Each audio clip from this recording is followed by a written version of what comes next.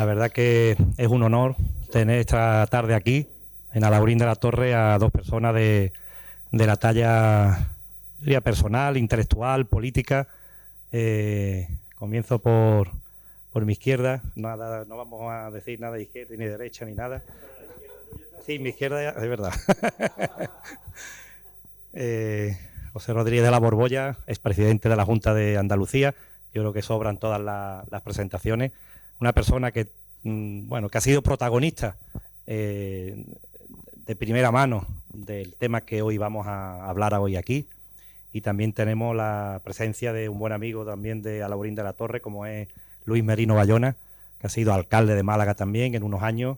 Son buenos amigos los dos, es decir, que se conocen desde la etapa del Parlamento de Andalucía y después también de otros muchos proyectos que van circulando en Andalucía con esa alianza Sevilla-Málaga. Y bueno, hoy vamos a cerrar un ciclo, como es Diálogo en Alhaurín, que la verdad que ha sido muy interesante en esta edición. Todas las ediciones son interesantes, pero esta ha sido especialmente interesante por la presencia de... Bueno, tuvimos la presentación de un libro sobre los orígenes del andalucismo, con la presencia de Rojas Marcos, la presencia de Miguel Ángel Arredonda y del autor del libro. También el señor Rodríguez de la Borbolla acaba de publicar un libro, un repaso de transiciones. Ahora nos hablará seguramente de esta obra que acaba prácticamente de salir. Tuvimos también una segunda edición hablando no de política, aunque lo intentamos y al final pudimos sacarle algo a Rafael Ballesteros y a Pedro J. Plaza, pero hablando de poesía, que fue una sesión magnífica. Y cerramos hoy este ciclo, pues yo diría que en el buen sentido de la palabra, con dos animales políticos, por la trayectoria de ambos, y la verdad que es una alegría de verdad de cerrar este ciclo, que esté hoy aquí con nosotros. Le doy la bienvenida a los compañeros de corporación, a David, a Susana. Le doy las gracias también a Beatriz Rubiño, que nos ha servido de enlace para conseguir esta charla. Y, por supuesto, le doy las gracias también al coordinador del ciclo, a Jesús Castillo, por el gran trabajo que ha realizado preparando toda esta jornada. Y yo creo que vamos a comenzar, y le cedo este micro a Luis, y que ellos se pongan de acuerdo para hablar de estos 40 años de autonomía en Andalucía, pero que también tienen libertad para hablar de lo que les dé la gana. Es decir, y yo creo que también sí, en algún momento cualquiera de los dos pues tiene también la absoluta libertad de darle la palabra al público por si alguien quiere decir algo. Los micrófonos siempre suenan distintos y son distintos todos. ¿Cuándo van a unificar los micrófonos? Pero bueno, ya sé qué hace. Bien. Oye, enhorabuena en primer lugar por la Casa de Cultura que tenéis, que es un lujazo de verdad. En segundo lugar por las 3 conferencias que he dado, excepto esta, lógicamente, que será la peor. Y darte las gracias por estar aquí con nosotros. Yo había preparado, me he comprado hasta una libreta, o sea que una cosa de un exceso ya de generosidad, y había preparado unas notas, porque a nosotros se nos ha llamado para hablar de los 40 años llamémosle, de la autonomía andaluza, en general. Entonces, me olvido los papeles, que es lo mejor. Entonces, primero yo creo que es bueno que sepáis las relaciones personales que tenemos el señor Rodríguez de la Borbolla y un servidor. Yo no conocía nada a don José y nos empezamos a conocer en el primer Parlamento andaluz. Los dos formamos parte del Parlamento, llamémosle constituyente de Andalucía, del año 82. Yo fui el candidato a la presidencia de la Junta de Andalucía por UCD. Yo creo que tú eras el portavoz o el jefe del grupo parlamentario del PSOE. El secretario general, bien. El que mandaba, bien.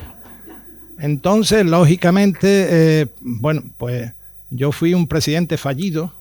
Después explicaré por qué, aunque es obvio por qué.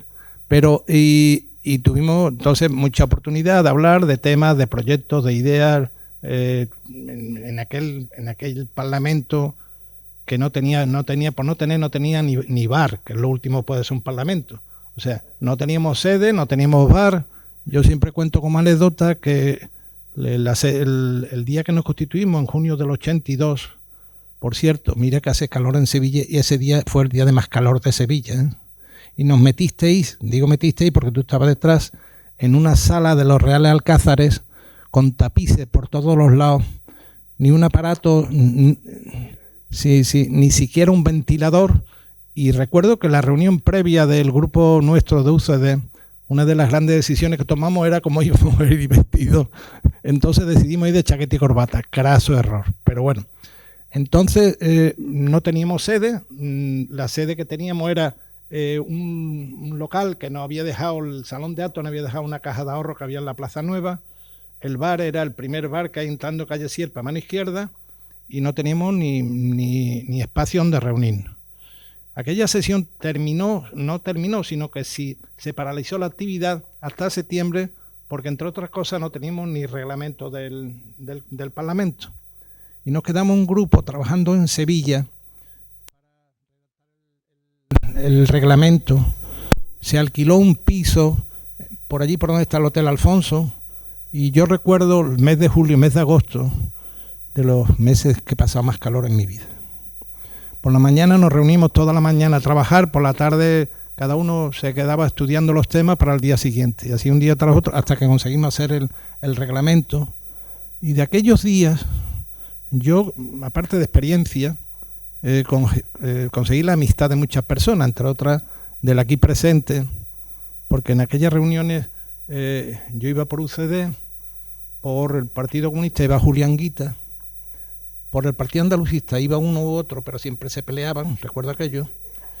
Por el PSOE me parece que venías tú y venía Antonio Ojeda, me parece también, y por AP venía Antonio Hernández Mancha. Entonces eran unas reuniones de 5 o 6 personas que creemos pensamientos propios y conseguimos hacer el reglamento, y una vez terminado el reglamento, pues bueno, pues hasta septiembre que empezamos a trabajar. Ese fue el comienzo de todo. Pero, Pepe, yo creo que antes de examinar los 40 años sería bueno dar un matiz de dónde venimos, que también es importante. Bueno, estaba hablando de mi amistad con él, después hemos seguido de amigos, porque nosotros, lo bueno de aquel momento era que no éramos enemigos, éramos adversarios, que es un concepto distinto, pero nos respetábamos. Yo dejo la política, Pepe también lo deja. Un día voy por Sevilla y me para un señor con una moto, un casco horroroso, por cierto, y era Pepe Rodríguez de la Borbolla, que recordamos viejas amistades, y después nos hemos metido en historias, que Civisur y demás, que si queréis os contamos, pero en eso estamos, que nos permite vernos, encontrarnos, discutir, buscar puntos de encuentro, poner ideas utópicas encima de la mesa y seguir trabajando por los demás. Pero yo creo que bueno, si nos alargamos mucho lo decís, oye, o si me estoy alargando, tú me lo dices, Pepe. Yo creo que es bueno saber de dónde venimos. Porque al 82 no se llega así por inspiración divina. Yo arrancaría todo de la Constitución del 78, a la cual se llega después de un ejercicio de inteligencia y de generosidad impresionante. Yo he leído las actas, las tenía y las he repasado mucho. Las no actas las he leído por otra parte, las reuniones en Gredo de los constituyentes y demás. Y ves tú como éramos una generación que teníamos 20 bastantes años, yo diría casi ni 50. Estábamos en esa edad todos. Y éramos unos socialistas, otros eran demócratas cristianos, otros liberales, otros de la derecha más cerrada, comunistas y demás, por origen social, por origen de pensamiento, por la universidad, por los amigos, por diversas razones. Cada uno puede contar su historia, yo puedo contar mi historia particular, que en mi pandilla, pues, excepto yo, salieron todos socialistas. ¿Y por qué no salí yo? Pues mira, porque en la universidad me encontré con un grupo de gente de la democracia cristiana, por eso. Pero mi amigo, mi pandilla era Rafael Ballesteros, era Carlos Navarrete, Enrique Brisman, o sea, y esos son los orígenes nuestros que venimos a confluir todos en la Constitución del 78. De ahí arranca realmente la importancia de lo que se ha hecho. Yo ahora cuando veo que quieren modificar la Constitución, aparte de decir que es una barbaridad, porque las constituciones son cuerpos completos y es como cortarte una mano y demás, me parece que no mirar para atrás y saber lo que se ha conseguido desde donde salíamos a donde hemos llegado. Después viene el error de UCD con aquello de la vía de la autonomía, los artículos de la Constitución y demás, que hace reforzar el papel de la izquierda fundamentalmente. Después viene la crisis de UCD, viene el gobierno Calvo Sotelo, y ahí yo había sido alcalde de Málaga, pero después me quedé en un segundo plano, me quedé en un plano orgánico en UCD, pero no en un cargo ejecutivo, y a mí me piden que encabece la candidatura. Yo pregunté qué posibilidades tenían, lógicamente eran poquísimas, porque entonces ya el PSOE estaba en todas las encuestas habidas y por haber, se salía del tiesto, pero yo consideré que, bueno, igual que había vivido unos momentos maravillosos, duros pero maravillosos dentro de la UCD, pues había que estar también a las duras y acepté. Fue una campaña muy dura, muy difícil, sacamos 15 diputados, que parecía que fue un fracaso, a los 5 meses fueron las generales y no sacamos ninguna, pero bueno, era una caída en el vacío, como fue todo lo UCD, que yo siempre digo que se hizo una revolución y en la revolución mueren gente, y aquí en este caso murió un partido político que era la UCD. Y yo me paro ahí porque yo creo que ahí empieza todo en el año 82, y ahí el protagonismo ya lo tiene el Partido Socialista.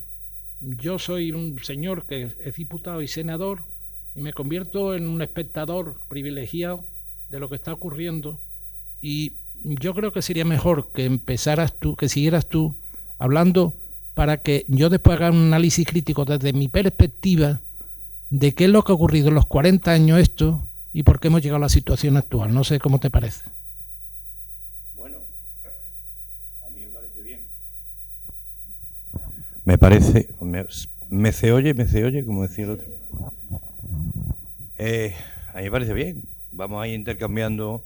Seguramente nos iremos pisando unos a otros, pero es lógico. Es que a mí, conforme iba hablando Luis, se me ha ocurrido una reflexión un poco más genérica, porque yo venía muy tranquilo hoy y he cogido un cabreo muy grande en el tren cuando he leído algunos artículos de los periódicos. Luis ha dicho que ahí estábamos en aquel momento una generación entre los 20 y tantos y los 50. Al final, ahí estaban, fíjense ustedes a ver si me explico bien. La transición en España la hicimos una generación que éramos los hijos de la guerra civil. Los hijos de la guerra civil. Nuestros padres habían vivido y habían sufrido la guerra civil. Uno puede ser en un lado, otro en otro, pero todos habían visto su vida cortada por la guerra civil. Cuando llegó el franquismo, bueno, aquello tuvo las valoraciones que puede tener cada quien.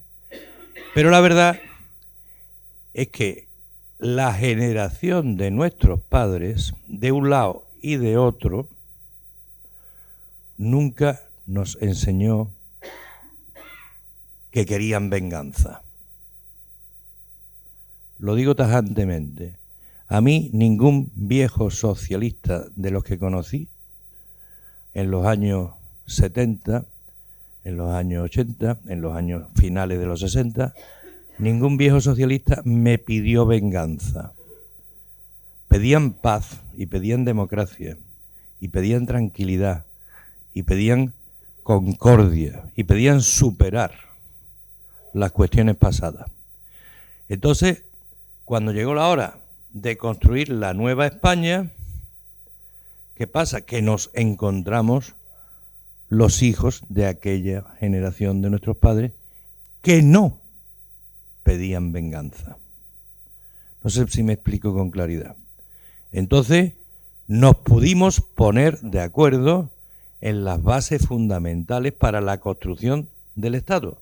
La Constitución primero y la construcción del Estado territorial después, y luego las políticas a desarrollar en cada uno y por cada uno de los gobiernos, no solo en la comunidad autónoma, sino en los ayuntamientos, porque en los ayuntamientos de las primeras elecciones, en los ayuntamientos que se constituyeron tras las elecciones del 79, pues mire usted, la gente se llevaba bien. Y hubo mayoría de ayuntamientos de izquierda en toda España, porque hubo pacto de la izquierda en toda España. Y salieron ayuntamientos mayoritarios de izquierda. Pero la gente que constituía el ayuntamiento procuraba sacar adelante las soluciones que pudieran ayudar a la gente a vivir mejor cada día. Es decir, yo diría, como primer paso, que los 40 años de autonomía en Andalucía y los 44 años de Constitución en España se basaron en la búsqueda de la concordia nacional. Allí todo el mundo quiso, hombre, menos los terroristas de ETA y menos algunos exagerados en otros temas, todo el mundo quiso buscar la concordia. La concordia para ser un país que pudiera integrarse en Europa y que pudiera homologarse a los países europeos. Y sin embargo, ahora, una de las cosas que está pasando es que no los hijos de la guerra civil, sino los bisnietos de la guerra civil están poniendo en cuestión todo lo construido sobre la base de la concordia. No sé si me estoy explicando con claridad. ¿Se entiende? Como diría el otro. Bien. Entonces, por ejemplo, hoy resulta que en el yo no sé si habrá salido aquí en el periódico del Grupo Yolí de Málaga hoy, pero hay un artículo de Isidoro Moreno en el que habla en contra de que Isidoro Moreno es un catedrático de la Universidad de Sevilla, jubilado ya, que era muy rojo, era del Partido Comunista Internacional, pro-chino. Ellos decían que eran marxistas, leninistas, pensamiento Mao Zedong. Marxista, leninista, pensamiento Mao Zedong. Y entonces en el PSOE hubo un cachondo, José Le Amore, amigo mío, que decía: nosotros somos marxistas, felipistas, pensamiento Alfonso Guerra. Entonces era una manera de distinguirnos. Nosotros somos marxistas, felipistas, pensamiento Alfonso Guerra. Entonces ellos eran de Mao Zedong. Y ahora resulta que para Isidoro Moreno es una barbaridad y es una traición a Andalucía que se haya declarado el Día de la Bandera de Andalucía. Bueno, usted tendrá más o menos importancia, pero una institución como la Junta de Andalucía puede decidir, ¿por qué no?, constituir el Día de la Bandera de Andalucía. Que ese Día de la Bandera de Andalucía se constituye porque a Alejandro Rojas Marcos se le ha ocurrido regalarle la bandera a Juanma Moreno Bonilla y Alejandro Rojas Marcos sale también en la foto. Bueno, pues mire usted, pero es malo, es negativo, es una traición al pueblo andaluz que se constituya el Día de la Bandera de Andalucía. Él dice que es malo, ¿por qué? Porque dice que cuando los andaluces nos manifestamos el 4 de diciembre de 1977, pedíamos el reconocimiento de la nacionalidad andaluza. Toma ya. Cuando la gente salió a la calle el 4 de diciembre de 1977, según Isidoro Moreno, pedíamos el reconocimiento de la nacionalidad andaluza. No hubo, yo no sé si habría alguno o dos, entre más del 1,5 millones de personas que se manifestaron aquel día, que estuviera pensando en el reconocimiento de la nacionalidad andaluza, porque resulta que el manifiesto que se leyó aquel día en toda Andalucía,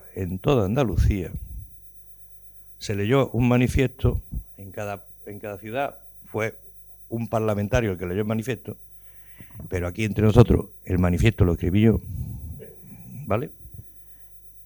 Y decía: Este Día de Andalucía abre una nueva etapa histórica que llegará a buen fin si el pueblo andaluz, como ha hecho hoy, sigue comprometiéndose activamente.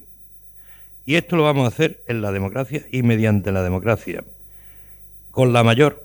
interpretando con la mayor fidelidad la voluntad del pueblo y al servicio de ese pueblo. Fijaros lo que dice ahora, que tiene que pensar en una España nueva, democrática y libre por primera vez en muchos años. Y hablábamos de España, no hablábamos del Estado español. En 1977, en Andalucía, cuando nos manifestamos por primera vez por la autonomía andaluza, pusimos a España en el manifiesto, no al Estado español, ojo. Y luego acaba diciendo, una España de todos los españoles que no es concebible sin una Andalucía renovada, democrática y autónoma para todos los andaluces. Es decir, una de las características, y acabo con esto esta primera intervención, una de las características fundamentales de nuestra visión, que yo creo que ha sido compartida en general durante toda la historia parlamentaria de Andalucía, de nuestra visión de la organización territorial de España, es que nosotros pensábamos al mismo tiempo y no excluyentemente en España y en Andalucía. Nosotros hemos trabajado desde la política andaluza a lo largo de todo este tiempo por Andalucía y por España al mismo tiempo. Y cada uno además por la ciudad de origen o por el pueblo de origen, etcétera. Porque aquí no buscamos nuestra identidad ni en un lenguaje, ni en una identidad histórica. Fíjense ustedes, Tarradellas, cuando habló la primera vez con Suárez para ver si aceptaba venir a España y restaurar la Generalitat, Tarradellas cuenta en sus memorias que él no quería la autonomía para todos los pueblos de España, sino que la quería nada más que para el País Vasco y Cataluña y si acaso Galicia. ¿Por qué? Porque él dice en sus memorias, y yo lo tengo recogido en mi libro, que él lo que quería era recuperar el régimen, la monarquía tradicional de los reyes católicos. Tiene narices. Es lo mismo que si la República Federal Alemana, después de la Segunda Guerra Mundial, hubiera querido reconstruirse sobre la base del Sacro Imperio Romano Germánico. Pues no, se reconstruyó sobre la base de cuáles eran los territorios ocupados por las fuerzas vencedoras de la Segunda Guerra Mundial y en cada uno de esos territorios crearon artificialmente una serie de estados que luego fueron los estados federados de la República Federal Alemana. Es lo mismo que Herrero de Miñón, que también decía que quería recuperar la monarquía tradicional católica a la hora de hacer la Constitución. Pero, señores, es lo mismo que si Francia o que digo yo, Italia que no se unió como país hasta 1868, desde la caída del Imperio Romano, hubiera querido restaurar o organizar el territorio italiano sobre la base de los antiguos reinos italianos. Esas barbaridades las dicen ahora algunos, y con esto acabo, no solo desde Andalucía, sino que también hoy en el país un catedrático de ciencia política, que no sé dónde aprende ahora, ha estudiado este hombre, dice que una vez, fijaros lo que dice, una vez que se va a reformar el delito de sedición y que se va también a modificar la malversación, que el próximo paso que tendría que dar el gobierno es cambiar la Constitución. Y lo dice en el país. ¿Al servicio de qué? De un modelo plurinacional. A mí esto cosas de verdad me parecen unas auténticas barbaridades y me parece una barbaridad que algún periódico que quiere ser un portavoz de la seriedad y el rigor informativo como es El País admita textos como estos. Espera.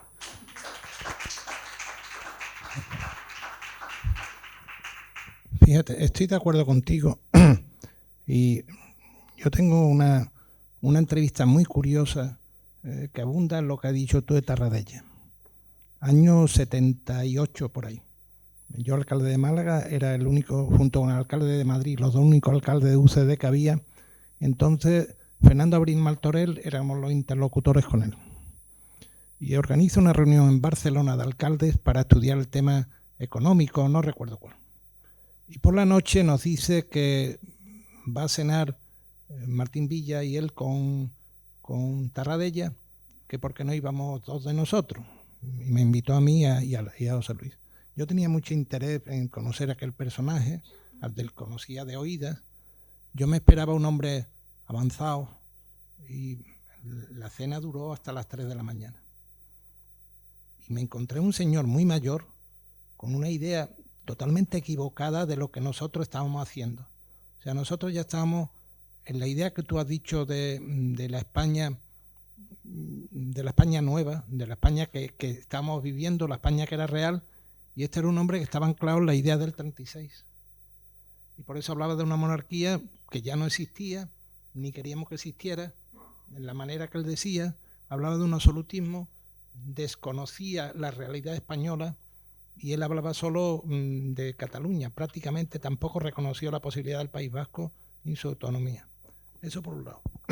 Pero en relación con lo que has leído de Isidoro Moreno, yo creo que aquí está ocurriendo un fenómeno, y ya no nos vamos a saltar la autonomía, que es un fenómeno actual, que es la que se llama la nueva izquierda. Este señor estará anclado en la nueva izquierda. Si era del Partido Comunista, maoísta y de la madre que lo trajo, ahora será, andará por ahí, me imagino, o habrá evolucionado.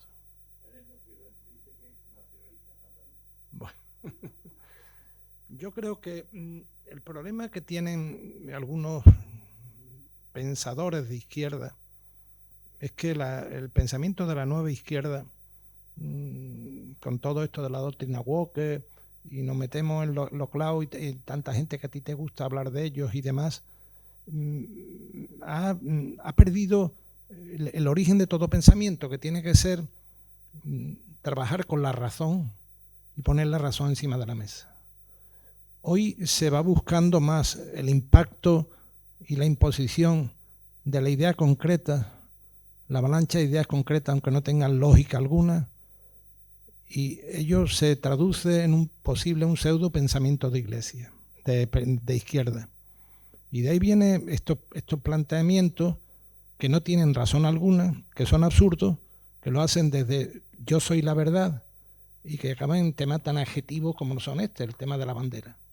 El tema de la bandera es un tema que no creo que se eche la gente a la calle para que no haya el día 4 la fiesta de la bandera, o ni a favor ni en contra. Segundo lugar, tiene lógica que haya una fiesta de la bandera, ¿por qué no? Pero eso lo convierten en dogma de fe, que es lo contrario a lo que tiene que ser un pensamiento de izquierda. No sé. Ahí nos podíamos meter, hablar de tu admirado pensadores, de los cuales siempre me lo saca y lo pone encima de la mesa, del nuevo pensamiento, de la nueva izquierda, etcétera, etcétera, pero nos podríamos pasar lo tuyo bomba, pero íbamos a aburrir al personal. Pero no sé lo que tú piensas. Yo creo que la izquierda en este momento está perdiendo la batalla ideológica, como consecuencia del excesivo dogmatismo, llamémosle del querer imponer ideas sin una previa digestión de las ideas, el forzar situaciones que no son, y yo creo que al final están perdiendo la calle por ello también. Hay varios ejemplos que siempre se ponen. Uno de ellos es el tema de la crisis climática, que en efecto existe un problema de crisis climática, existe un problema de que nos estamos cargando el medio ambiente, etcétera. Pero de ello a decir que el mundo va a desaparecer, oye, mire, usted está hablando como los milenaristas decían en su momento. El tema de que hagamos diosa a la chica esta, Greta Thunberg, me parece que es infantilizar el pensamiento. Pero es que lo malo es que esto se convierte en dogma agresivo. O sea, que si tú no piensas así, tú eres un ignorante, tú eres un marginado, tú eres uno que va contra la sociedad. O sea, no permite razonar, sino simplemente imponer tu pensamiento. Es lo último que he leído ya es el fin de la civilización occidental. ¿La ha leído, no? O sea, mire usted, la cosa está mal, pero hombre, las civilizaciones a lo largo de la historia, pues ha habido 2 o 3 civilizaciones. Ahora de eso que nos carguemos la civilización occidental, la democracia liberal, el sistema capitalista social actual, etcétera, etcétera. Entonces, el imperio que somos nosotros, por hablar de imperio, ¿qué pasa? Desaparece, pero no queda muerta la sociedad, lo sustituye por otro imperio. Ya estamos en el momento, en el año, en el día en el que desaparece el imperio de Occidente y aparece ¿cuál imperio? El imperio chino, el imperio ruso, el imperio de Oriente. Y esto que es discutible, analizable, hablar como estamos hablando nosotros, con muchas más personas y demás, hay algunos pensadores de la izquierda que te lo tiran a la cara y hay de ti si te permite no dudarlo, sino ni siquiera opinar. Y creo que es un gran error de la nueva izquierda pensante. Me estoy saliendo el tema por completo, Pepe. Qué bien, ¿no? No, porque yo creo que no te está saliendo, está enmarcando la situación actual. Aunque yo creo que no es un problema de la izquierda, yo creo que es un problema de la política actual y de los políticos actuales. No es un problema de izquierda o derecha. No, yo digo, en la izquierda, llamémosle del pensamiento de izquierda, el pensamiento cultural de izquierda. Bueno, pues hay otro pensamiento cultural de derecha. El de derecha que no existe. No, sí. No. Está Trump, por ejemplo. Trump no es un fantasma. No, hay otra gente. La derecha, desgraciadamente, ha renunciado a debatir las ideas y se ha quedado en la economía y en la gestión, lo cual creo que es un error. Y creo que la batalla que necesita la sociedad es la batalla de las ideas. Ahí es donde debemos debatir y ahí es donde debemos al final encontrarnos como hicimos en el 82 y volvemos al 82. Pero vamos a ver, para eso hace falta, para encontrarse... 82 no, en el 78. Para acercarse y encontrarse, hace falta que los que se encuentren tengan cuerpo. Porque si no tienen cuerpo, da igual que se encuentren o no se encuentren. O sea, si no tienen entidad propia, si resulta... Hace un rato, charlando con nuestra amiga Beatriz Rubiñen, hemos estado discutiendo por lo menos hemos estado discutiendo, yo he estado diciendo qué es lo que pienso. Mire usted, yo creo que para ser político, y político del color que sea, hace falta saber conjugar 2 grupos de verbos.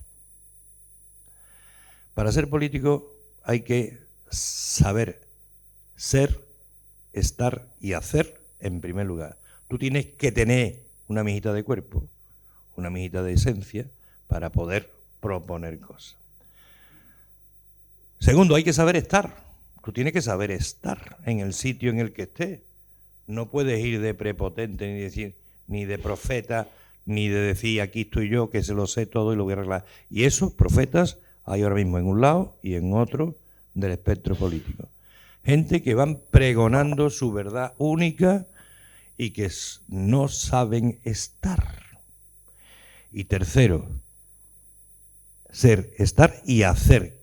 Tienes que procurar hacer cosas para la gente, no solo anunciar, no solo condenar al contrario, sino proponer hacer cosas para la gente. Ustedes me quieren decir, cada uno que lo piense por su cuenta, yo no voy a decir que levante la mano los que estén de acuerdo, no. De los políticos actuales que hay, no solo en España, sino en el entorno mundial. ¿Cuánta gente ven ustedes que sepan y que puedan, de lo que puede decirse que son, están y hacen? ¿Cuántos de los políticos actuales, en vez de hacer eso, lo que hacen es moverse por el último impacto o por la última noticia que aparece en la tele o por la última novedad o moda que sale en el mundo. Y luego, aparte de esos 3 verbos, ser, estar y hacer, hace falta otros 5 verbos. Primero, hace falta estudiar. Si tú quieres hacer algo, tienes que estudiar lo que se puede hacer. Hace falta diagnosticar, porque si tú no diagnosticas una enfermedad, ¿cómo la curas? Hace falta tener capacidad de diagnóstico de la realidad. Aquí nadie diagnostica. Aquí todo el mundo o condena o aprueba. Pero no hay diagnóstico de la realidad. Tercero, una vez que estudias y diagnosticas, tienes que proponer alguna idea. Y en la política actual, ¿quiénes proponen ideas? Proponen ideas los gurús, los asesores del presidente o los asesores del jefe del partido o los del think tank correspondiente, pero no proponen los líderes. Y luego tienes que consensuar, tienes que acordar y luego tienes que proponer. Y si no haces esas cosas, pues no puedes estar diciendo que estás haciendo política. Bueno, pues díganme ustedes, ¿cuánta gente de los políticos que hay por ahí repartidos por la humanidad ahora mismo estudian, diagnostican, proponen, consensúan y deciden? Al final acaba decidiendo a lo mejor el portavoz del grupo de prensa más influyente del país, que es el que convence al presidente de turno de qué es lo que tiene que hacer al día siguiente. Entonces, esa es una realidad terrorífica y no es ni de izquierda ni de derecha, es una realidad de la aceleración que provoca la aceleración de la vida actual y los impactos televisivos, los impactos a través de Twitter. Hay gente que ustedes creen que se puede aceptar que la comunicación y la creación de pensamiento solvente se practique a través de Twitter. ¿Cuánto impacto tiene? Yo no he hecho un tuit, yo no tengo. ¿Cuánto?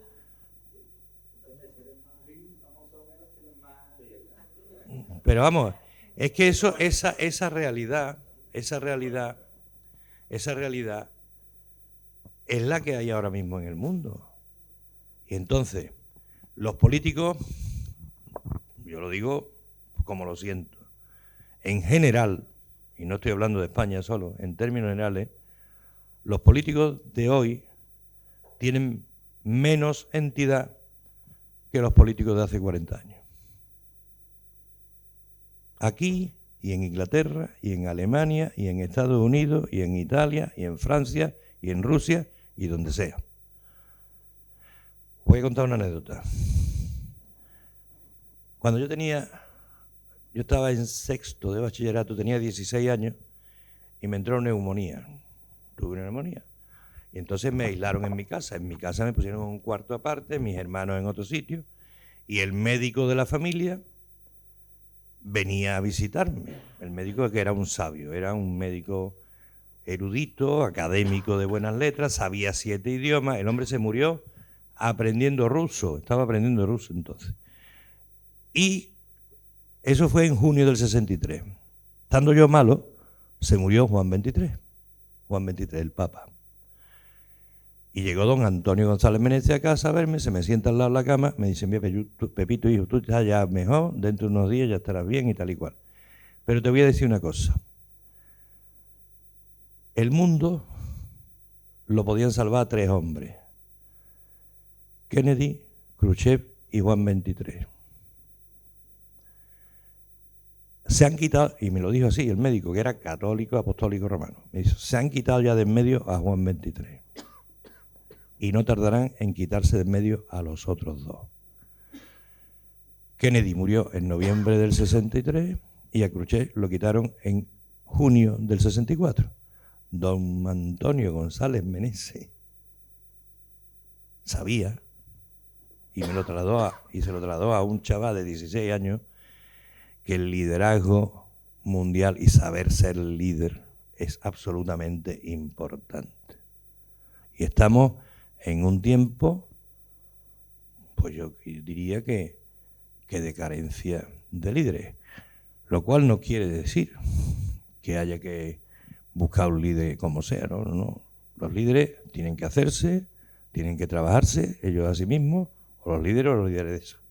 Y el pueblo lo seguirá o no lo seguirá, dependiendo de las cosas que proponga. Yo creo, y con esto acabo esta intervención, yo creo que en el tiempo nuestro, Luis, lo que pasaba era que más que distinguir entre principios y fines últimos ideales, en vez de hacer eso, mirábamos a la gente y pensábamos en la gente. Pensábamos en la gente y pensábamos en lo que era mejor para la gente. No el principio ideal, no el máximo, porque ahora hay muchos profetas, por ejemplo, los de Podemos, el primer libro que escribieron los de Podemos era Conquistar los cielos. Mire usted, aquí no estamos en el mundo para conquistar los cielos, estamos en el mundo para vivir, intentar vivir todos juntos un poquito mejor cada día. Eso es lo que tenemos que hacer. Y eso creo que es lo que conseguimos hacer en Andalucía en nuestro tiempo, hacer que los andaluces vivieran un poquito mejor cada día. Sí, vamos, siguiendo con lo que tú dices, Pepe, es que hablando así parece que estamos siendo una añoranza o que estamos mirando atrás y no hemos quedado atrás parados, y no es así. Yo me tengo por una persona muy actual, sigo leyendo mucho, sigo pensando en lo que puedo, sigo comprometiéndome en lo que me piden, y creo que la juventud no está en el carnet de identidad, está en la cabeza, eso está claro, ¿no? Pero sin hacer un ejercicio de añoranza que parece, oye, todo lo pasado fue mejor, yo creo que nosotros vivimos unas circunstancias tan especiales que afloró allí lo mejor de cada casa, lo mejor de cada cabeza. Aparte de que hubo una selección natural de gente muy importante, gente muy buena, gente que dio un paso dejando una profesión brillante, dejando una cátedra, dejando un compromiso, y se metió en política, y bueno, y muchos después nos siguieron, ¿no? Pero que aportaron ideas desde su total libertad. Por lo menos yo puedo vivir mi experiencia de UCD, tú vivirás la del PSOE, ¿no? Mi experiencia de UCD, los congresos UCD eran terribles pero enriquecedores. Yo recuerdo el último congreso en el que ya que yo reventó, yo estaba en una comisión con Fernández Ordóñez y demás, y los debates en la comisión, ahora recuerdo que uno duró hasta las 5 y pico de la mañana. Era en Palma de Mallorca, arriba donde está el Palacio Congreso, y nos dejaron con una luz encendida hasta las 5 de la mañana debatiendo sobre el proyecto económico y la trascendencia social del proyecto económico y cosas así. Eso actualmente no lo ve, entre otras cosas porque los partidos se han esclerotizado, se han jerarquizado, la disciplina se ha excedido, y eso trae como consecuencia que las mentes brillantes e independientes pues acaban expulsados, ¿no? Y de toda aquella gente tan brillante surgió la Constitución. La Constitución hay que leerla. Y ya repito, hay que leer el debate parlamentario que es muy bueno. Y hay que ver el porqué de cada cosa. Y de ahí sale el Estado de la Autonomía, que fue un invento nuestro. Fue un invento. El sistema autonómico español, yo recuerdo en Sicilia, en una interparlamentaria de regiones, cuando estaban allí los mayores autonomistas de Europa, entre otros los italianos, los franceses, algunos länder alemanes y demás, cuando nosotros explicábamos las competencias que teníamos en Andalucía, se quedaban con la boca abierta, porque decían, prácticamente soy un Estado dentro del Estado. No somos un Estado dentro del Estado. Lo que pasa es que hemos desarrollado una idea muy clara de lo que es descentralizar. Y bueno, y eso, el problema es que después, a lo largo de la vida, de la autonomía y de Andalucía, eso se fue degradando.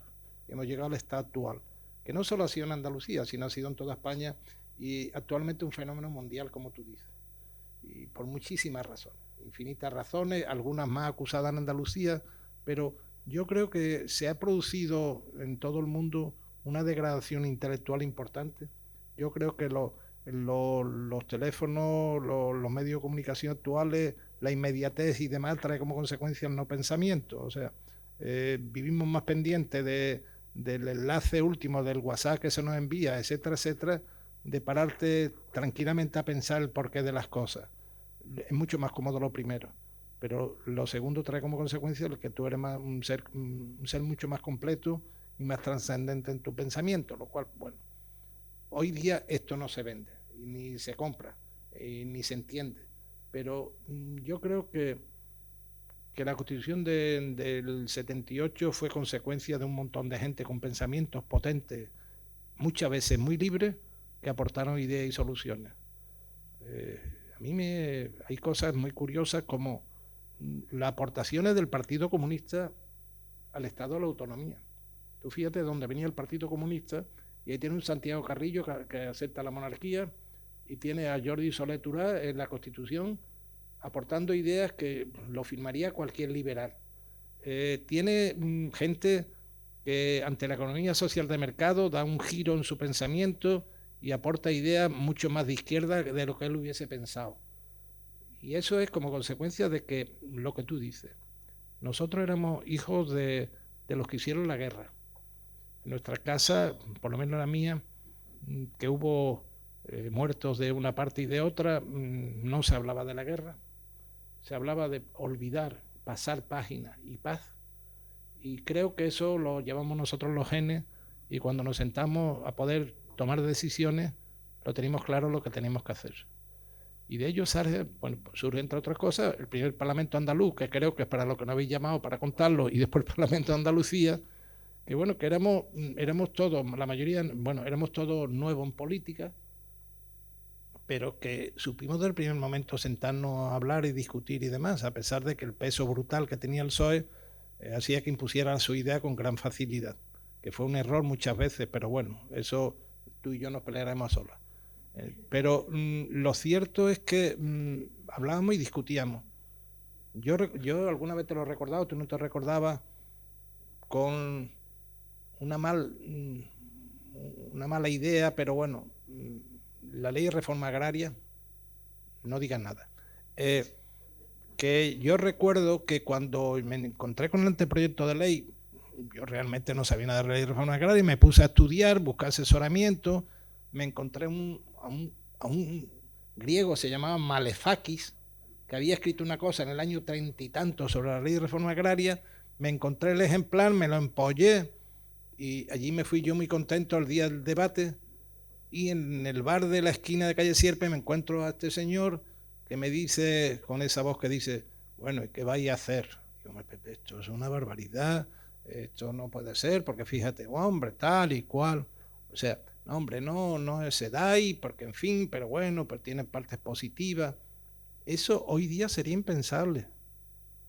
Que estuviéramos debatiendo de aquella manera, intentando uno convencer al otro, cada uno de sus posiciones. Después salió lógicamente la ley, y ahora que nadie me oye, la ley no sirvió para nada, pero bueno, ahí está la ley. Pero lo importante es la previa, ¿no?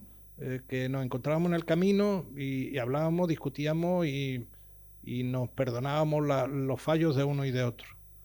Y yo creo que en la comunidad autónoma, que en el encabezamiento nosotros teníamos hablado de los 40 años esto, ¿no?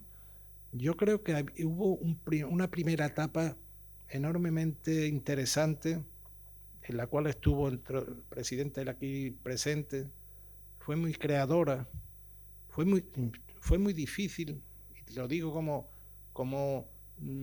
como espectador en primera fila, ¿no? Porque había que crear una base legislativa que no existía. Ya digo, la primera ley era para cómo íbamos a hablar, y quién tenía el turno de palabra, pues no lo teníamos ni siquiera esa norma, y nos tuvimos que quedar 2 meses, 5 personas organizando aquello para ver cómo lo hacíamos. Había que hacer una estructura legislativa de la comunidad autónoma, había que hacer una estructura organizativa, había que marcar prioridades, y creo que aquello se hizo muy bien. El periodo 82-86 fue muy creativo. El montón de proyectos de ley que salieron adelante fue importante, Y desgraciadamente, eso que igual se hizo muy bien en el segundo mandato, yo diría los 15 primeros años, después empezó a desvirtuarse y no me quiero meter en crítica, pero llegamos al final de, bueno, que acaba ganando el PP y gobernando el PP. Pero eso es otra historia y otros temas. Don José. Bueno, es que lo ha tocado muchos temas. Sí. Y es que si no aburrimos a las criaturas. Y algunos, está esto algunos, digamos, con un poquito de sesgo. El tema, sí, el tema de la reforma agraria, por ejemplo. Vamos a ver. No me diga que fue una buena idea, Pepe. El planteamiento era correcto y la manera de plantearlo fue incorrecta. El planteamiento era correcto y la manera de plantearlo fue incorrecta. El planteamiento era tan correcto que la fórmula del planteamiento se le ocurrió a Rafael Arias Salgado, ministro de Administración Territorial de don Adolfo Suárez, negociando el Estatuto de Autonomía de Andalucía. Me lo sé de memoria, pero lo tengo escrito. Nosotros, los socialistas andaluces, sabíamos que la reforma agraria que se había planteado en la República era imposible de plantear. Y además era inconveniente. ¿Por qué? Porque habíamos estudiado. Y sabíamos que el latifundio andaluz ya no era lo que era en tiempo de la Primera República, con propietarios absentistas y con tierras mal explotadas, porque habíamos leído y habíamos estudiado los libros de muchos tratadistas sobre ese tema. Y entonces dijimos que, tan fue así que en el primer congreso, esto es una realidad, en el primer congreso socialista de Andalucía que se hizo aquí al lado, en Torremolinos, en el Hotel El Griego y con cierre en el Palacio de Congreso, lo hicimos en Torremolinos porque Torremolinos era entonces la única ciudad de Andalucía que había un Palacio de Congreso. Oh, no había Palacio de Congreso más que en Torremolinos, ¿vale? No había ni en Sevilla, ni en Granada, ni en Huelva, ni en ningún sitio. Nada más que en Torremolinos había un Palacio de Congreso. Lo hicimos en Torremolinos. Entonces, allí se constituyó, es que esto hay que contarlo, porque además es verdad. Allí se constituyó una comisión agraria y los compañeros que trabajaron en esa ponencia eran todos gente de campo. Había algunos que había estudiado, pero eran todos gente de campo, jornaleros, del Sindicato de Trabajadores de la Tierra, etcétera, etcétera. Y todos estaban imbuidos de las ideas antiguas y presentaron un papel. Y yo todavía no era secretario general, pero iba a serlo. Y dije, señores, este papel no se puede aprobar. ¿Cómo que no? Digo, porque esto es una puñetera barbaridad. ¿Y entonces qué hacemos? Digo, entonces, retirar el papel y proponer que se cree una comisión que haga un proyecto nuevo. Y me hicieron caso, y yo no era ni secretario general ni nada.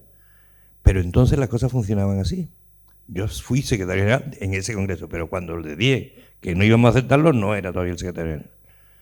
Y entonces llegamos a una propuesta de reforma agraria que está en el estatuto. La reforma agraria entendida como un proceso de modernización del medio rural andaluz para conseguir la equiparación de rentas entre la población rural y la población urbana.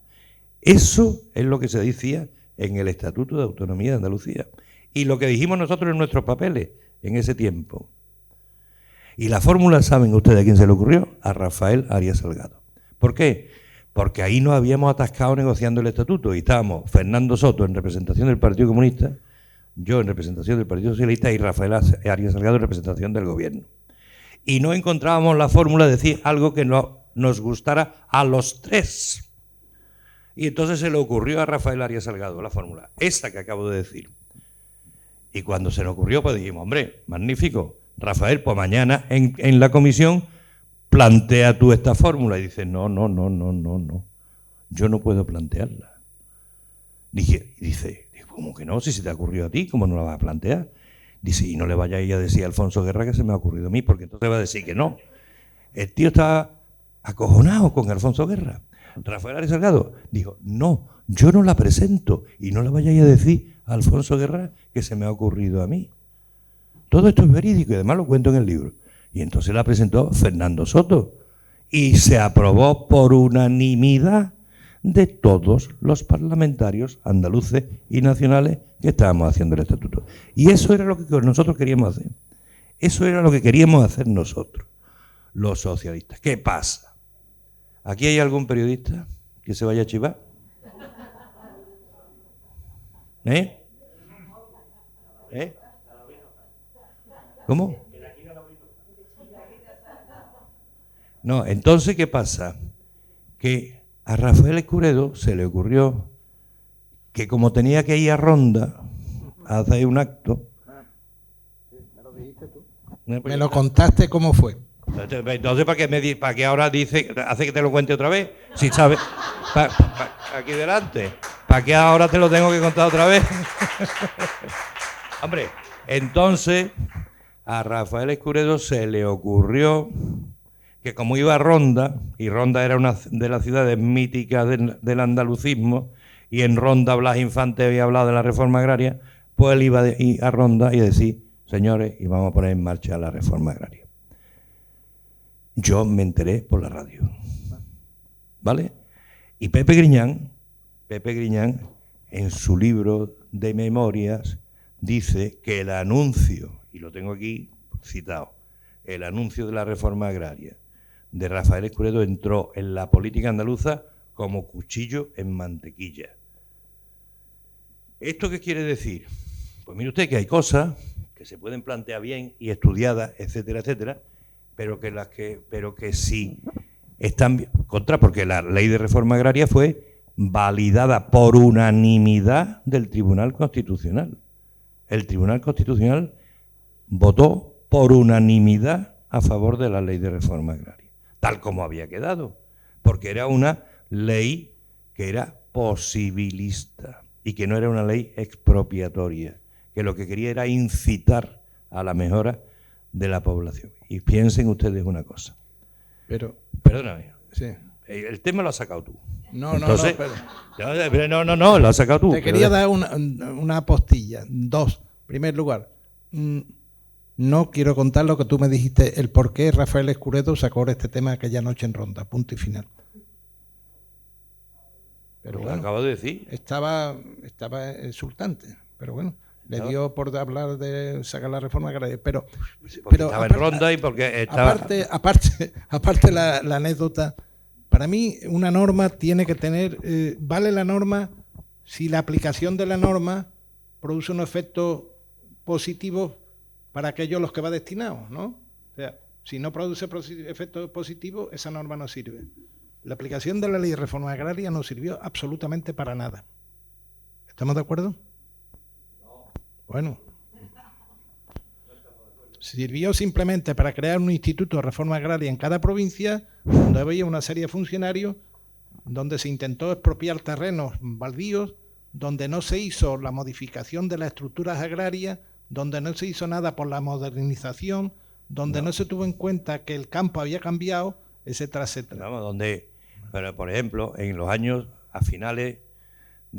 a principios de la época de la que estamos hablando, a principios de los años 80, la época que estamos hablando, en Andalucía, la población activa agraria estaba en torno al 30%. Es decir, 30% de los ciudadanos andaluces eran trabajadores del campo y solo trabajadores del campo. Ahora mismo, la población activa agraria en Andalucía está en torno al 7%. ¿Vale? O sea, que algo se habrá hecho políticamente. Algo se habrá hecho políticamente.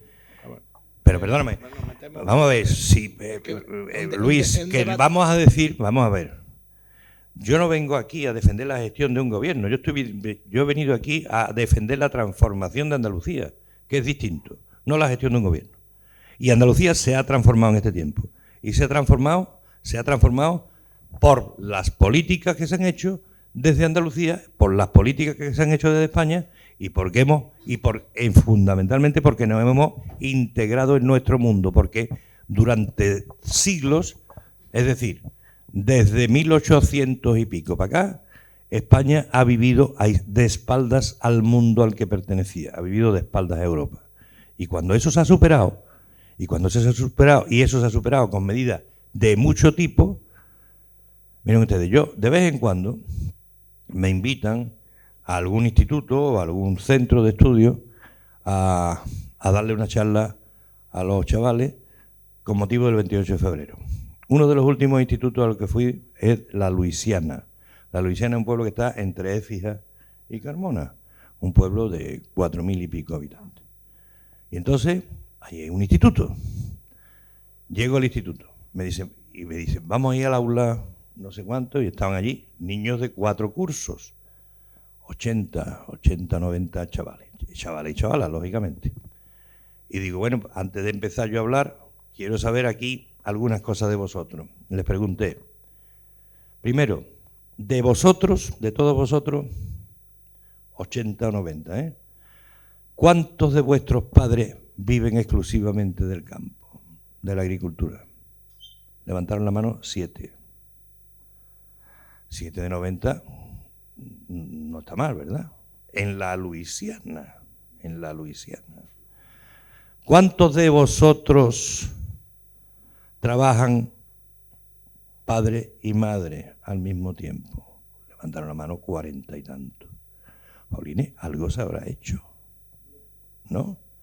Algo habrá pasado. ¿Cuántos de vosotros... no. A vosotros, cuando os ponéis malos, ¿dónde vais? Y se quedan así mirando y dicen, al centro de salud. Hay aquí un centro de salud. Ah, vale. Y cuando os ponéis malos, que hay que operaros, dice, al hospital de Écija, que está a 15 minutos. Contra algunas cosas se habrán hecho para transformar la realidad andaluza. Algunas cosas se habrán hecho.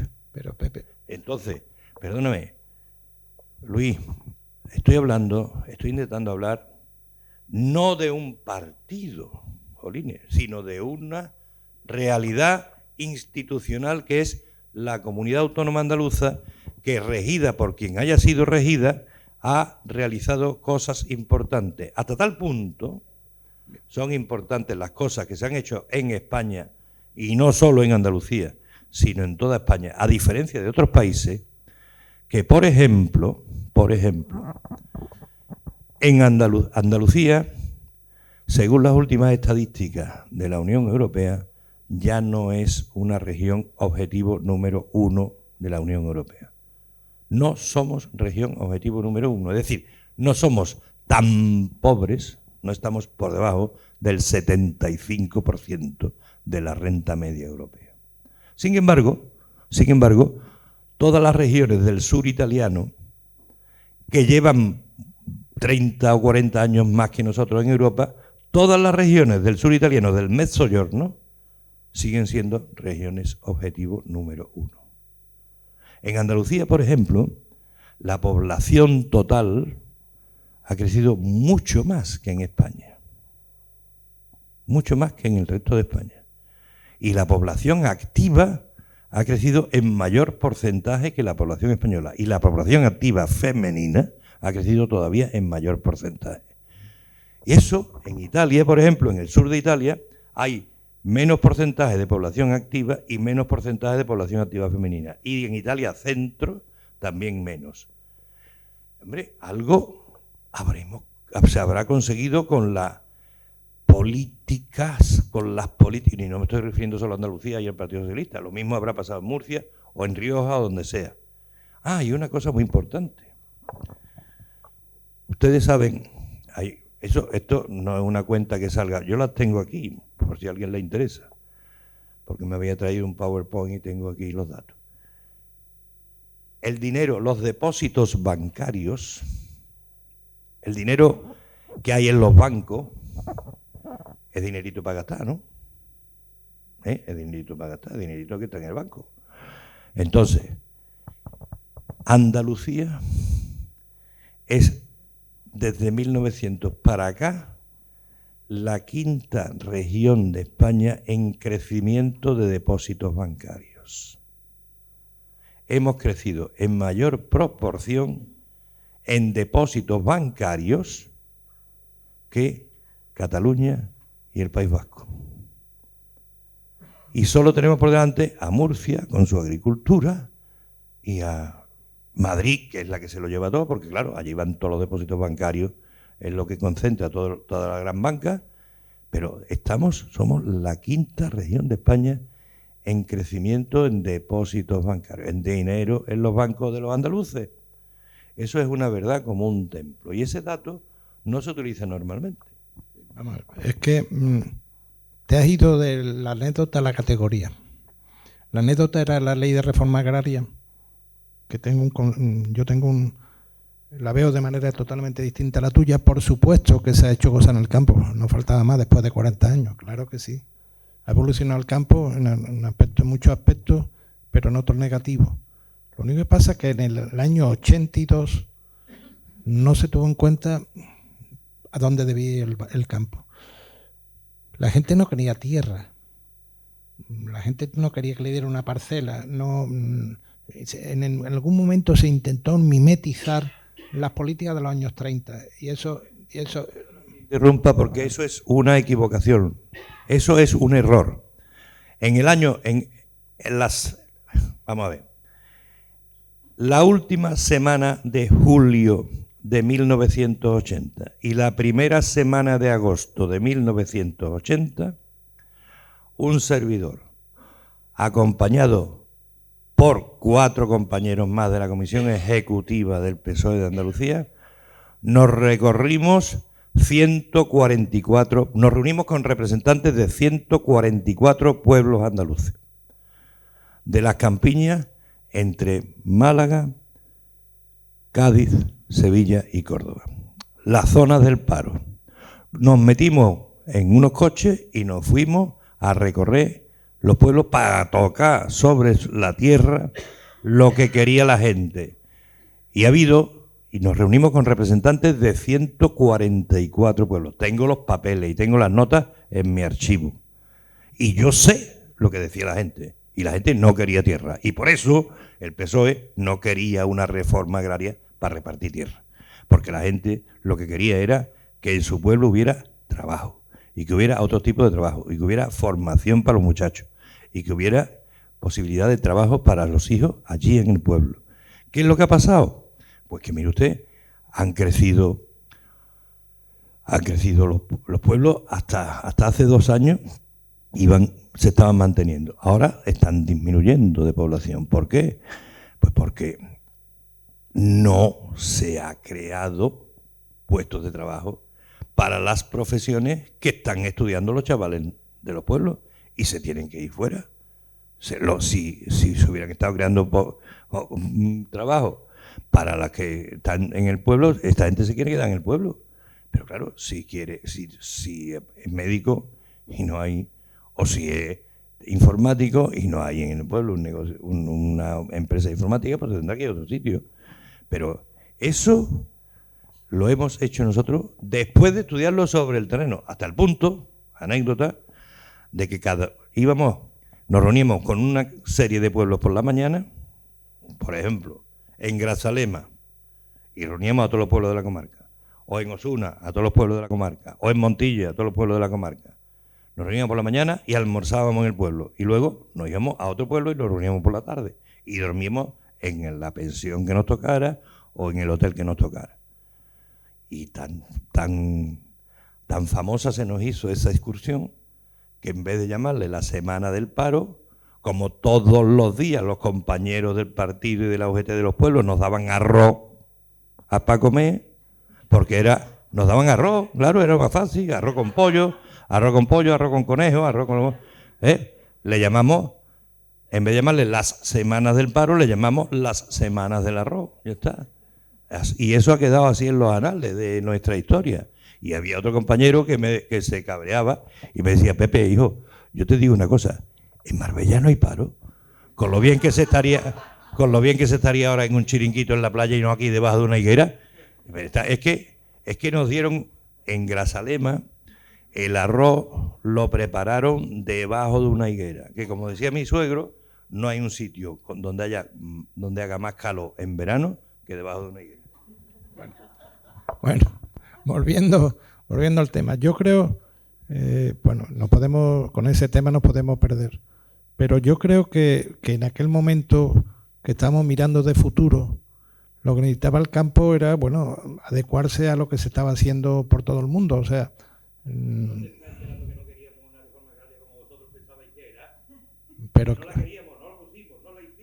Pero escúchame, aquí es historia en esta provincia, en aquel momento abandonada, la señora condesa que tenía la finca ahí a la subida de los montes, que fue la primera que se le intentó expropiar y la mujer estaba encantada con que se le expropiara.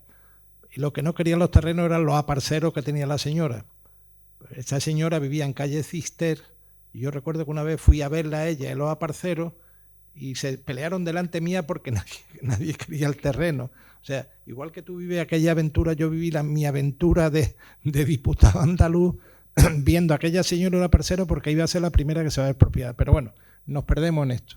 Yo creo que, para no aburrir más o agotar, yo creo que deberíamos de terminar haciendo un poco resumen de lo que en nuestra opinión han sido estos 40 años, de la evolución que hemos conseguido con la autonomía para Andalucía, en qué momento nos encontramos y qué problemas yo creo que debemos de analizar también tú y yo, qué problemas tenemos en este momento y cuáles son los graves problemas a los que hay que hacer frente. ¿Te parece? ¿Vamos por ahí? Bien, bueno, 40 años. Yo decía en un momento que ha habido, en el gobierno andaluz ha habido dos etapas. Una primera importante, fue muy creativa, partía del cero y por consiguiente había que hacer un cuerpo legislativo que se hizo, importante, que yo creo que ha sido la base de toda la estabilidad del gobierno y de Andalucía. Había gente muy interesante, buenas cabezas, la gente estaba ilusionada. Se cometieron, en mi opinión, en aquel momento algunos pequeños errores, los subrayo. Creo que salíamos de un país totalmente centralizado a un país que se centralizaba a través del Estado de la Autonomía, pero al llegar a Andalucía volvimos a encontrar un nuevo centralismo radicado en Sevilla. El poder se ancló excesivamente en Sevilla, cuando todavía además nuestra comunidad era una comunidad que no estaba vertebrada porque no había medio de comunicación.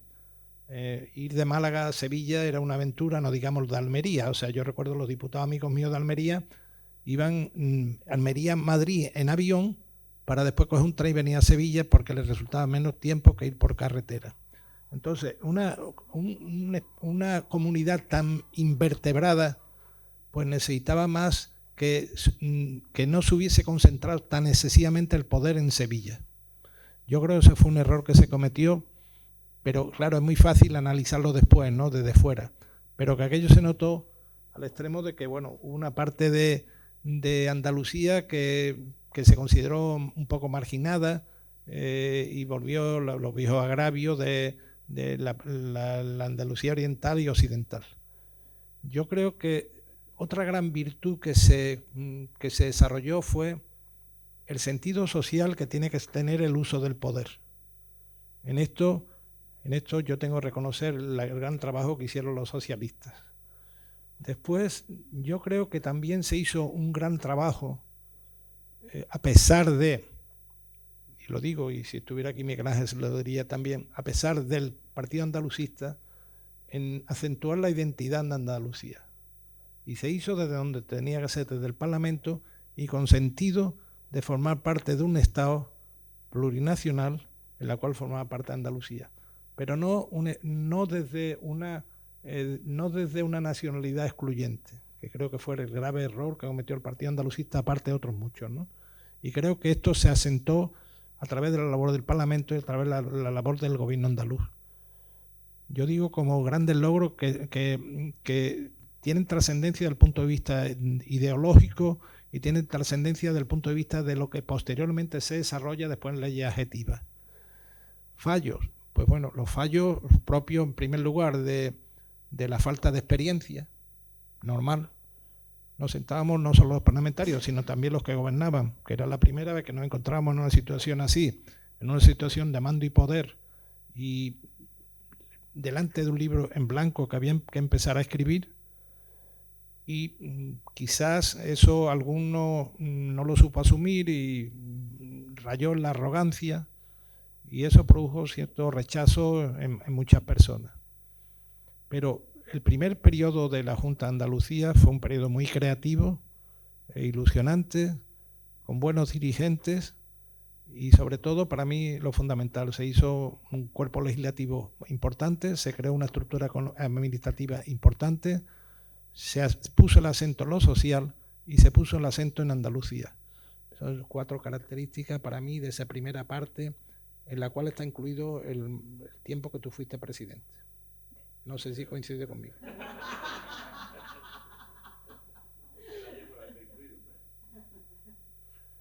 ¿Coincides? Hombre, coincido en general en esos 4 puntos, aunque hay una cuestión que es que yo matizaría. Vamos a ver. Lo del centralismo o la centralización en Sevilla. Vamos a ver.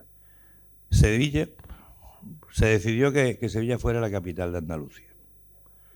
Y si es la capital de Andalucía, pues Sevilla tenía que tener las infraestructuras, digamos, institucionales propias de la capital de Andalucía. No podía estar el Parlamento en un lado y la otro en otro, porque entonces estuviera de baraute. Hubo que buscar sedes y sedes adecuadas para el Parlamento, para el gobierno andaluz, etcétera, etcétera. Nadie nos regaló nada.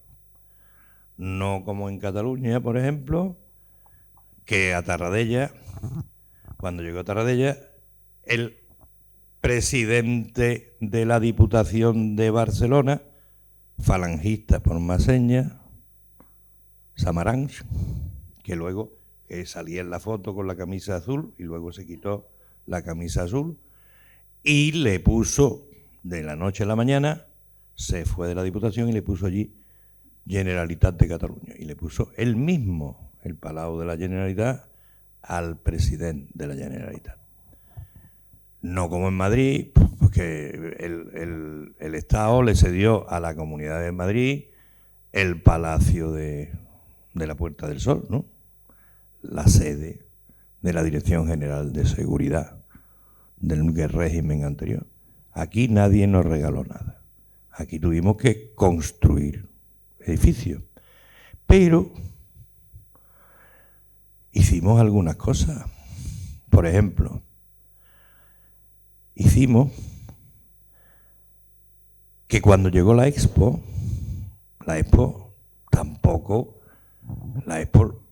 fue la candidatura de Sevilla a la Expo. No fue una decisión de los políticos, fue una decisión del rey Juan Carlos. Fue Juan Carlos el que propuso en una conferencia de presidentes de países iberoamericanos hacer una exposición mundial en Sevilla en 1992. Todavía en el verano de 1982 se ha constituido el gobierno andaluz, el primer gobierno andaluz, con la UCD ya de retirada. La UCD iba a perder las elecciones y por lo tanto nadie tomaba decisiones en el seno de la UCD. Vino a vernos Manuel de Prado y Colón de Carvajal en representación del rey para ver si la Junta de Andalucía podía colaborar, empezar a colaborar ya, porque prácticamente no había gobierno en Madrid, para la Expo del 92, y empezamos a colaborar de ese momento. Pero no hicimos nada por nuestra cuenta, ni para Sevilla nosotros, no, fue el rey. Y cuando llegó la Expo, desde el gobierno presidido por mí, decidimos que había que hacer que a todas las ciudades andaluzas llegara el impulso de ese acontecimiento. Y acordamos con cada ayuntamiento de capital andaluza 3 grandes obras en cada municipio de capital. Por ejemplo, aquí en Málaga pues fue el soterramiento del Guadalmedina, más la restauración del Teatro Cervantes, más otra obra más que no me acuerdo. En Huelva pues fueron la apertura de las nuevas entradas a Huelva y la restauración del Teatro de Huelva. En Cádiz fue un palacio de congreso y una restauración de un baluarte y no me acuerdo qué cosa más. Repartimos por toda Andalucía todo lo que pudimos. Y la presencia de la Junta de Andalucía en todos los municipios era constante. Yo, por ejemplo, me reunía con los delegados provinciales de la Junta en Almería, y me reunía con los delegados provinciales. No me reunía solo con el consejero de Agricultura en Sevilla, no, sino que me iba a Almería a reunirme con los delegados provinciales de todas las consejerías, para que todos estuvieran al tanto de lo que se estaba haciendo. ¿Qué pasa? Hombre, que llega un momento en que hay gente que exagera, y por ejemplo, Pedro Aparicio exageraba. Pedro Aparicio exageraba. Hombre, en el año 87, fue una visita del rey Juan Carlos y señora a Málaga, y yo estaba invitado, lógicamente, pues vine. Llegué a la visita y normalmente había una aparición de los reyes en el balcón del ayuntamiento, ante el pueblo en general. Y entonces habían dispuesto en el Ayuntamiento de Málaga los balcones de tal manera que en el balcón central habían puesto 2 reposteros enormes en los 2 lados del balcón, y en el balcón central nada más que cabía el rey y su señora y el alcalde y su señora. Y al presidente lo mandaron al balcón de al lado. Ya está. Esas cosas, pues mira, se te quedan clavadas. Y si luego llega Pedro Aparicio y en su discurso ante los millones de malagueños que ve allí, porque aquí, en la época de Pedro Aparicio, se contaba milimétricamente toda la gente que estaba en la feria de día y en la feria de noche, y la gente que había participado. ¿Tú te acuerdas de aquello, verdad? Bueno, pues entonces sale Pedro Aparicio al balcón y dice: señor, señora, tenéis que tener en cuenta, mira, aquí está el pueblo de Málaga a vuestros pies, todo el mundo está encantado, esto es Málaga, pero tenéis que tener en cuenta, señor, que Málaga es la única ciudad de España de más de 500.000 habitantes que no es capital de una comunidad autónoma. Y claro, todos los malagueños. Y yo pensé para mí, coño, ¿y por qué no dices tú que Andalucía es la única comunidad de España en que hay 2 ciudades de más de 500.000 habitantes y una tiene más que otra? ¿Por qué no lo dice? Ya está. Entonces, ha habido mucha exageración con eso, con el protagonismo. Y usted, una capital, pues tendrá que ser una capital.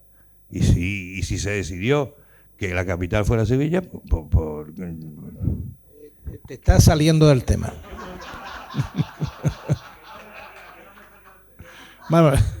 Vamos. Yo lo que quería decir era que recuerdo que hubo un debate previo sobre, aunque venía ya predestinada que era Sevilla. Yo recuerdo un debate mío en el grupo parlamentario UCD cuando nos íbamos a posicionar, y cuando salió el tema de la capitalidad, yo tuve la brillante idea de proponer Antequera.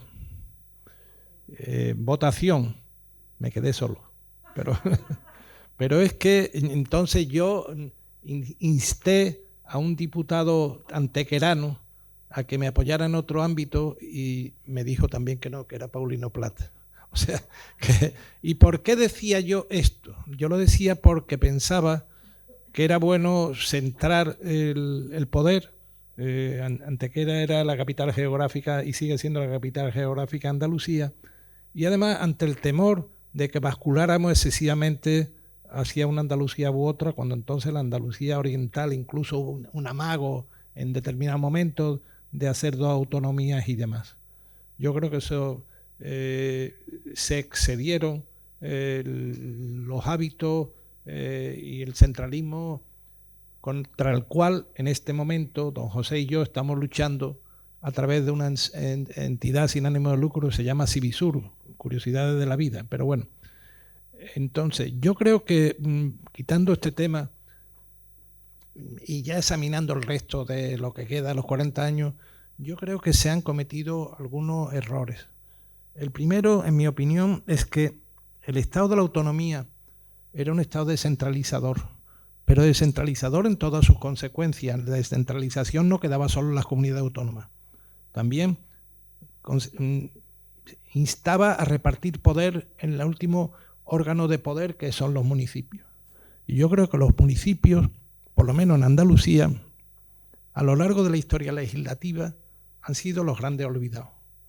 Los municipios en Andalucía no han sido valorados debidamente, han sido considerados una administración de segunda división y han sido totalmente sometidos a cortocircuito constantemente de los delegados de la Junta. Yo creo que ha sido un grave error. Junto a errores, antes decía virtudes. Creo que el acento en lo social se ha notado profundamente en Andalucía. Se ha notado profundamente en Andalucía y eso es obra de la Junta de Andalucía. Otro error. Yo creo que ha habido un exceso de soberbia en el poder. Ha habido exceso de dogmatismo. Ha habido quizás consecuencias de votaciones tremendas en las cuales, bueno, pues hay momentos que se saca 202 diputados. Pero eso que por personas inteligentes se asume y se sabe que es temporal, hubo alguna que otra persona que lo hizo como si fuera sido él el autor de aquella heroicidad y lo ejerció indebidamente. No, yo estoy hablando de Andalucía ahora. 202 de España, 202 de España, que lo extrapolamos a Andalucía, que cuando me ganaste y a mí, yo no sé, extrapolar los 202 serían 220 o cosas por el estilo, ¿no? No recuerdo cuánto sacasteis. Allí salió hasta los suplentes, salieron con vosotros, fue una cosa tremenda, pero bueno. ¿Te parece poco? Bueno. Entonces, junto con ello, bueno, pues en una charla así imposible hacer un análisis de 40 años, pero creo que como resumen final, en mi opinión, hemos conseguido meternos en ser una nación avanzada, ser una comunidad que está por encima de la media, es verdad. Somos una comunidad que tiene sentido de identidad. Existen estructuras fundamentales en lo educativo, en lo sanitario, en lo administrativo, que no existían. Tenemos fuerza por sí mismos y esto solo se ha conseguido como consecuencia de 40 años de una labor de gobierno, una labor legislativa de muchas personas. Yo creo que ese sería un poco el resumen de 3 palabras de que han sido estos 40 años. No sé tú. Que podemos coincidir prácticamente en la totalidad. Yo creo que se ha producido, no solo desde el poder, sino también desde la sociedad, una transformación fundamental de Andalucía. Andalucía tiene muchos problemas todavía y va a tener problemas, pero en Andalucía hoy creo yo que en términos generales se vive bastante mejor que antes, en términos generales. Se ha conseguido una vida mejor para la gente. Lo primero que tiene que hacer el político es mirar a la gente. Y no solo mirar a la gente, sino que le guste la gente. Te tiene que gustar la gente. Porque si no, no piensa en ellos, sino nada más que piensa en ti y en cómo va a quedar tú al día siguiente. Entonces yo creo que aquí, a lo largo de este tiempo, entre todos hemos conseguido pensar en la gente, incluso no solo en la Junta, sino en los municipios y en las diputaciones. A propósito, bajo mi mandato se aprobó, y a iniciativa mía, una ley de diputaciones en la que se permitía transferir competencias de la Junta a las diputaciones. Durante mi mandato se produjeron algunas transferencias. A partir de entonces esa ley no se ha vuelto a utilizar más nunca. Simplemente digo eso. A partir de entonces esa ley no se ha podido utilizar más nunca. Pero hay otra cuestión, por ejemplo. En Andalucía, a diferencia de otros sitios, en Andalucía yo era consejero de Gobernación y por lo tanto era el responsable de las cosas de la policía, y a mí no se me ocurrió nunca crear una policía andaluza. No, se creó una policía andaluza. Y había gente que quería que se creara, ojo.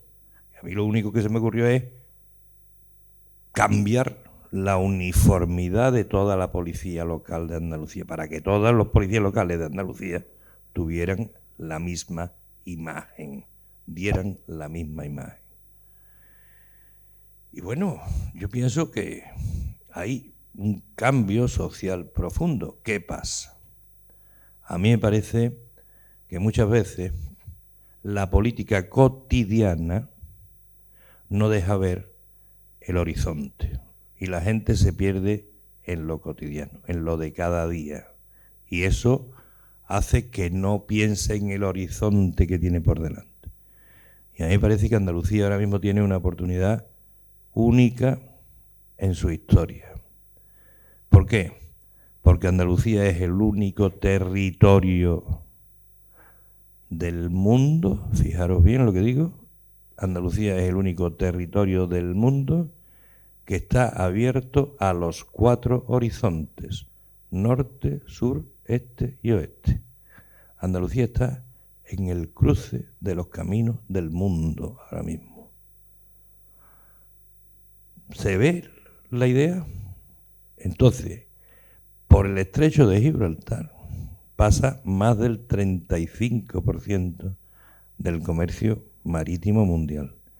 Los puertos de Andalucía, el sistema portuario de Andalucía, supone el 30% del sistema portuario español. Es decir, lo que se mueve por los puertos de Andalucía es el 30% de lo que se mueve en España entera. Algeciras es el primer puerto del Mediterráneo, antes que Génova, antes que Marsella, antes que ningún puerto turco o árabe o de donde sea. Algeciras es el primer puerto del Mediterráneo y el 4.º puerto de Europa, detrás solo de Rotterdam, Amberes y Hamburgo.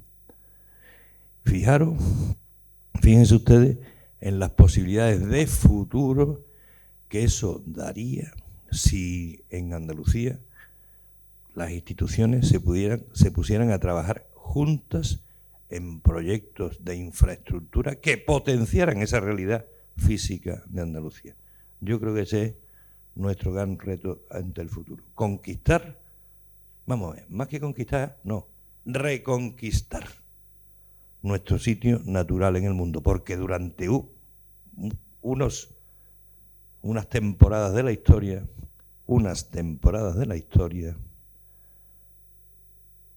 Andalucía fue el territorio más rico de España y el territorio donde más vida y más negocio se generaba en el mundo entero. Antes que Londres y antes que París. Tenemos ante nosotros un gran reto de futuro y convendría que se buscaran las maneras de encontrar soluciones, por muy pequeñas que fuera, pero ir juntando. Y se me ha olvidado una anécdota que me ha venido antes con lo de Sevilla. Yo, por ejemplo, soy sevillano. Muy sevillano, soy muy de Sevilla. ¿Qué quiere usted que yo le diga? Soy muy de Sevilla. Y del Betis, por supuesto. Pero, cuando llegó el momento de la capitalidad, esto que no salga de Eurasia, cuando llegó el momento de la capitalidad, a mí me pareció, digo, si este problema, ¿por qué vamos a tener que crearlo? Total, si Sevilla bastante tiene Sevilla, ¿por qué tenemos que poner? Y entonces hice 2 consultas. La primera a mi mujer. Y le dije, mira, yo estoy pensando que tampoco pasa nada, porque Sevilla no es la capital, podemos ponerla en Córdoba.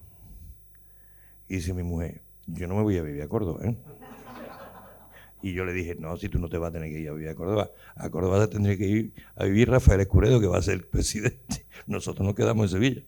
Bueno, primera consulta, pasó la cosa.